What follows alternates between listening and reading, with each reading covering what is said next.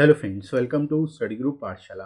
मैं अभिलाष और आज की क्लास काफ़ी ज़्यादा इंपॉर्टेंट होगी। इसमें हम लोग डिस्कस करेंगे एक इंपॉर्टेंट ऐसे को, और ये ऐसे होगा इम्पोर्टेंस ऑफ रिलीजियस हार्मनी। ठीक है, ये काफ़ी इंपॉर्टेंट टॉपिक हो सकता है, एक सोशल टॉपिक है, आपके एग्जाम में पूछा जा सकता है स्पेशली एसएससी सीजीएल में। तो आप इसको जरूर प्रिपेयर करिए और इससे रिलेटेड जितने भी टॉपिक्स हैं उनको ही प्रिपेयर कर लीजिए। आपको इसकी पूरी कंप्लीट प्लेलिस्ट डिस्क्रिप्शन में लिंक मिल जाएगा, वहाँ से जाके आप इसको एक्सेस कर सकते हो। सारे जितने भी एक्सपेक्टेड टॉपिक्स हैं उनको कवर कर सकते हो। प्लेलिस्ट में आपको सारे रीसेंट टॉपिक्स मिल जाएंगे, जितने गवर्नमेंट स्कीम्स से रिलेटेड टॉपिक्स हो वो भी आपको मिल जाएंगे। तो एक बार उसको जरूर देख लीजिएगा अच्छे से, राइट। और सारे टॉपिक्स को एक बार रिवाइज करके जाइएगा ताकि कोई भी टॉपिक आता है तो उस पर आसानी से लिख पाओ, राइट दोस्तों। इसके साथ ही साथ फ्रेंड्स आप इन बुक्स को ले सकते हो, जब आपको हिंदी और इंग्लिश आप अपने हिसाब से ले सकते हो, अपने मीडियम के हिसाब से, और अपनी प्रिपरेशन को और बेहतर तरीके से कर सकते हो। यहाँ पर आपको सारे टॉपिक लेटेस्ट पैटर्न पर मिल जाएंगे और ये फुली अपडेटेड बुक होंगी, जिसमें जितने भी रीसेंट टॉपिक्स हैं वो भी इंक्लूडेड है, राइट। आपको लोएस्ट कॉस्ट में बुक्स मिल जाएंगी, विद इन वर्ड लिमिट आपको बुक्स मिलेंगी। एडिशनल 30% डिस्काउंट मिल जाएगा, डिस्क्रिप्शन में दोस्तों लिंक दिया गया है, वहाँ से जाके आप इन बुक्स को ले सकते हो 30% डिस्काउंटेड रेट पे, राइट फ्रेंड्स। तो इनको आप डिस्क्रिप्शन से जाके दे सकते हो। तो अब शुरुआत करते हैं दोस्तों हम लोग इंट्रोडक्शन से। स्टार्टिंग कैसे करनी है, इस टॉपिक को कैसे आप बेस्ट तरीके से इलाबरेट कर सकते हो ये देख लेते हैं। आप यहाँ पर स्टार्टिंग कर सकते हो कोटेशन से, और कोटेशन से जब आप स्टार्टिंग करोगे ना, क्योंकि कोई भी टॉपिक आता है, अगर आपने जो टॉपिक नहीं भी पढ़ा उससे वैसा टॉपिक भी आ जाता है, तो आपको बेसिकली कोटेशंस वगैरह अच्छे से आनी चाहिए।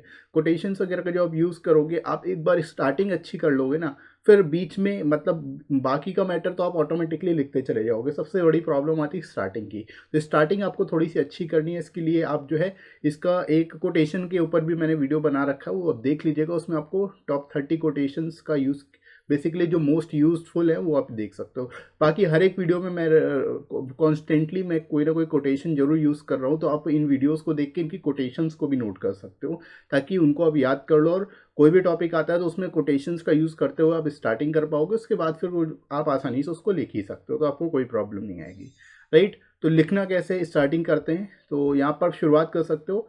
All religions are designed to teach us how to live joyfully and kindly in the midst of suffering। ठीक है, यहाँ पे इस तरह की कोटेशन का इस्तेमाल कर सकते हो, जो कि बेसिकली टॉपिक के रेलिवेंट है, राइट। तो this statement indicates the true meaning of religious harmony. ठीक है, रिलीजियस हार्मनी का असली मतलब क्या है, वो ये कोटेशन हमें दर्शाती है कि जितने भी रिलीजन्स हैं वो हमें सिखाते हैं कि कैसे हम जॉयफुली रहें, कैसे हम काइंडली रहें, बेसिकली सफरिंग्स के दौरान भी। ठीक है, यही हमें क्या है, एक्चुअल मीनिंग है रिलीजियस हार्मनी की। ठीक है, तो इस चीज़ को यहाँ पे आप इलाबरेट कर सकते हो।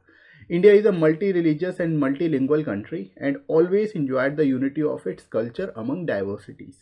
ठीक है, यहाँ पे आप कह सकते हो इंडिया जो एक मल्टी रिलीजियस और मल्टीलिंगुअल कंट्री है, मतलब यहाँ पे अलग अलग भाषाएं बोली जाती हैं, यहाँ पर अलग अलग तरह के धार्मिक लोग भी रहते हैं, मतलब अलग अलग लोगों के धर्म भी हैं, राइट। और उसके बावजूद भी यूनिटी ऑफ कल्चर यहाँ पे देखा जाता है, डाइवर्सिटीज होने के बावजूद भी, right. People of different religions and communities live together side by side. ठीक है, यहाँ पर आप कह सकते हो जो पीपल हैं अलग अलग रिलीजियस कम्युनिटीज़ के, वहाँ पे यहाँ पे रहते हैं साइड बाय साइड, मतलब एक साथ घुल मिल के सब लोग रहते हैं, right. India does not support any particular religion not does it have any national religion. ठीक है, यहाँ पे आप बता सकते हो कि इंडिया एक सेकुलर कंट्री है, तो ना ही ये किसी पर्टिकुलर रिलीजन को बेसिकली सपोर्ट करती है, और ना ही जो है यहाँ पर भारत का कोई नेशनल रिलीजन है। ठीक है, तो ये भी आप यहाँ पे बता सकते हो। The principle of secularism allows the people to practice their own religion without any restriction। ठीक है, यानी जो प्रिंसिपल ऑफ सेकुलरिज्म है, यानी सेकुलम की वजह से लोग जो है यहाँ पर अपने धर्म को बेसिकली प्रैक्टिस कर सकते हो, कोई भी किसी भी धर्म को मान सकता है, और उसी के अनुसार जो है अपना जो भी मतलब धार्मिक रिलीजन, धार्मिक क्रिया जो भी कर्म कांड वो कर सकते हैं, राइट, प्रैक्टिस कर सकते हैं। तो विदाउट किसी रिस्ट्रिक्शन, यहाँ पे स्टेट या सेंट्रल गवर्नमेंट यहाँ पे कोई रिस्ट्रिक्शन नहीं लगा सकती, राइट। तो यहाँ पे इस तरह से आप बता सकते हो, प्रेजेंट सिचुएशन के हिसाब से बता सकते हो कि भारत की क्या सिचुएशन है रिलीजियस के पॉइंट ऑफ व्यू से। स्टार्टिंग बेसिकली आप यहाँ पे इस तरह से कर सकते हो, जो इंट्रोडक्शन आपका बेहतर तरीके से दिखने में आ जाए, राइट। इसके बाद दोस्तों आगे हम लोग मूव करते हैं बॉडी सेक्शन में। यहाँ पर आप लोग बता सकते हो इससे रिलेटेड कुछ और चीज़ें, जैसे India is a country of more than 1.3 billion people, the majority of them are Hindus. ठीक है, यहाँ पर अराउंड 1.3 बिलियन पीपल रह रहे हैं। ठीक है, मोर देन 1.3, 1.4 ऑलमोस्ट होने वाले हैं, तो आप ये कह सकते हो मोर देन 1.3 बिलियन पीपल जो है वो ऑलरेडी यहाँ पर हैं, उनमें से ज़्यादातर हिंदू हैं, right. But we also have large population of minorities. इसके अलावा भी हमारे पास हमारी कंट्री में जो पॉपुलेशन माइनॉरिटीज़ की वो भी काफ़ी ज़्यादा है। जैसे अबाउट 150 मिलियन जो है मुस्लिम है, making the second largest Muslim population in the world after Indonesia. ठीक है, इंडोनेशिया के बाद सेकेंड नंबर पे हमारा इंडिया ही आता है, जहाँ पे मुस्लिम की जो मुस्लिम्स है उतनी ज़्यादा बेसिकली जो है पॉपुलेशन है जिस कंट्री में, राइट। तो इस तरह से यहाँ पे आप बता सकते हो कि हिंदू के साथ साथ मुस्लिम्स भी यहाँ रहते हैं।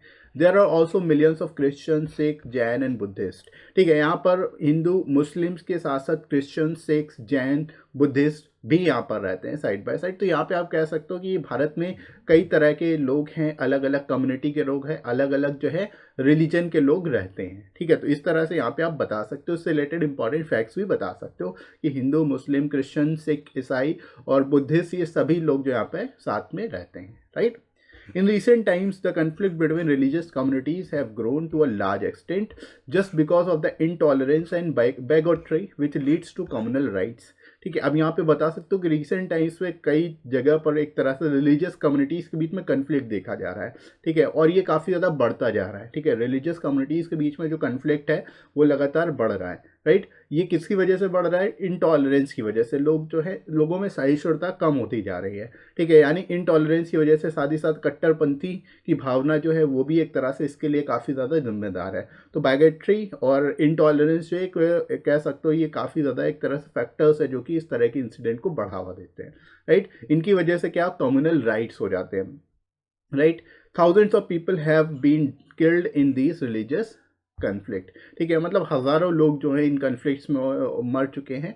तो यहाँ पे आप इस तरह से बता सकते हो कि जो इंसिडेंट इस तरह के होते हैं उसमें कई जो दो पर्सनस हैं वो बेसिकली वो मर भी जाते हैं, साथ ही साथ काफ़ी ज़्यादा नुकसान भी होता है। तो कम्युनल राइट्स जो है कहीं ना कहीं हमारी एक कंट्री के लिए, हमारी इंटीग्रिटी के लिए एक तरह का खतरा है, राइट। तो इस चीज़ को यहाँ पे आप बता सकते हो, अच्छे से एक्सप्लेन कर सकते हो, राइट। तो इस चीज़ को भी यहाँ पे बता दोगे कि किस तरह से कम्युनल राइट्स जो बढ़ रहे हैं वो किसकी वजह से बढ़ रहे हैं? इंटॉलरेंस और बाइगेट्री की वजह से जो है यहाँ पे कम्युनल राइट्स भी दिखने को मिलते हैं, राइट। अब कुछ एग्जांपल्स भी आप यहाँ पे दे सकते हो, जैसे communal riots in Gujarat in 2002, Muzaffarnagar riots in 2013 and Delhi riots are such incident that India can't forget.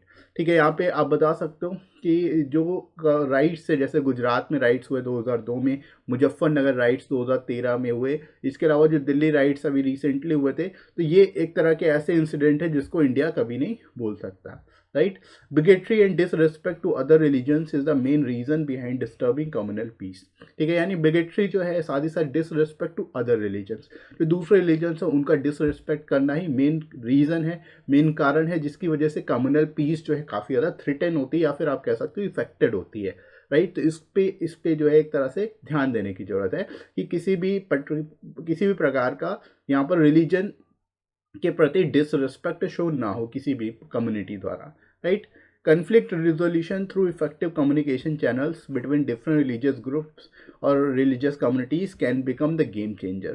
ठीक है, ऐसे में किया क्या जाना चाहिए? अब इन कम्युनल पीस को बेसिकली जो है शांत करने के लिए, कम्युनल राइट्स ना हो इसके लिए क्या किया जाना चाहिए?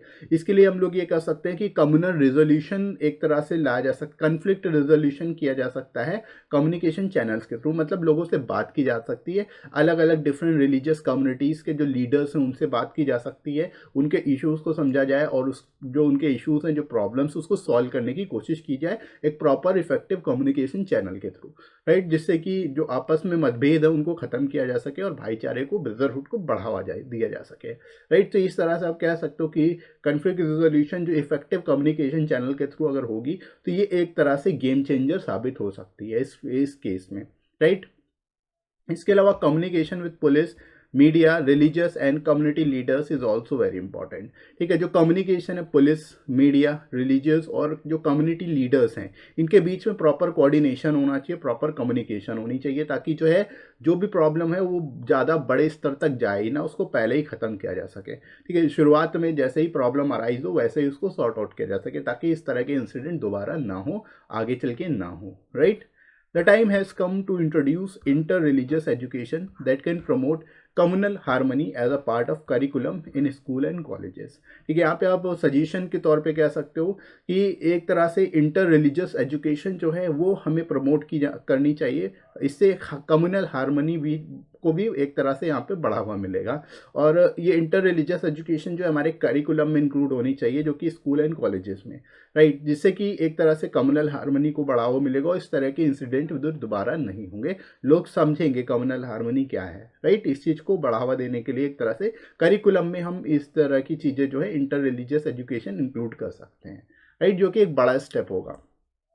इसके अलावा दोस्तों अब हम लोग मूव करते हैं फाइनली कंक्लूजन की तरफ। यहाँ पर अब आप इससे रिलेटेड बता सकते हो गवर्नमेंट के क्या स्टेप्स हैं, उन चीज़ों को बता सकते हो इसको लेकर के। जैसे कि government is taking various steps to eradicate this problem but it can completely be stopped by people themselves.